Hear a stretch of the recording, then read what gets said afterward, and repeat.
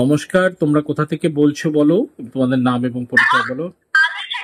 থেকে বলছি। চুপ কর না, মাসি মাসি কেন করছে? আমরা মালদা থেকে বলছি। ঠিক ঠিক, নাম বলো। নাম বলো। প্রীতি সিং মহাশয়।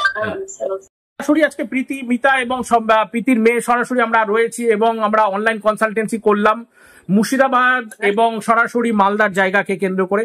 আজকে সরাসরি বলা হলো প্রীতি যে আজকে মেয়ে যাচ্ছিল একটা কোর্টের ব্যাপারে, সেই জায়গায় মানে কোর্টের একটা কোন একটা কাজের ব্যাপারে যাচ্ছিল, তো সেইখানে যেতে একটা মোটর সাইকেল অ্যাক্সিডেন্ট হয়েছে সেটা পর্যন্ত মেনশন করা, এবং সেখানে একটা চামচ নিয়ে গেছিল যে চামচে খেতে হয়েছে, এবং সেখানে কি ড্রেস পরে কে ছিল, কি রঙের কি ছিল এবং কিরকম অবস্থাটা ছিল সেটা সম্পূর্ণ বলা হয়েছে। সেটা মিলেছে এবং সেটা বাড়িতে এসে চামচটা কোন দিকে রাখা আছে এবং সেইখানে তুলার মতো কিছু উঠছে সেটা পর্যন্ত বলা হলো। সেটাও কি মিললো?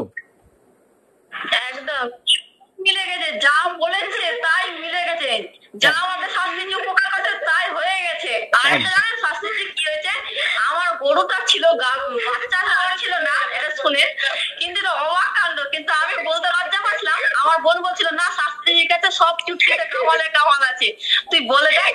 আর সত্যিকারে আমার শাস্তির শরীরের কথা বলেছে, ওর মার শরীর খারাপ ছিল, সে কি আপনি বললেন এমন যে ওর মা ভালো সুস্থ হয়ে গেল।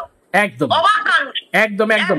এবং প্রীতি, আজকে যেসব কথাগুলো ঘরের মধ্যে বলে দেওয়া হলো যে ঘরের কোন জায়গায় কি বেস করা হয়েছে, এবং সরাসরি যে মেয়ের ড্রেসের ব্যাপার থেকে আরম্ভ করে যে সব কথাগুলো সমস্ত কিছু তুলে ধরা হলো, কোন কোণে কোনটা রয়েছে এবং রাস্তায় যাওয়ার সময় কি দেখা হলো কি না দেখা হলো, ডিটেলস ঘটনা বলে যাওয়া হচ্ছিল, সব মিলেছে তো? একদম মিলে গেছে, সবকিছুই মিলে গেছে শাশুড়ি। ঠিক আছে, তোমরা সকলে স্যাটিসফাই তো? একদম ঠিক আছে। হ্যাঁ শাশুড়ি বলছি কি যে আমার এত আশীর্বাদ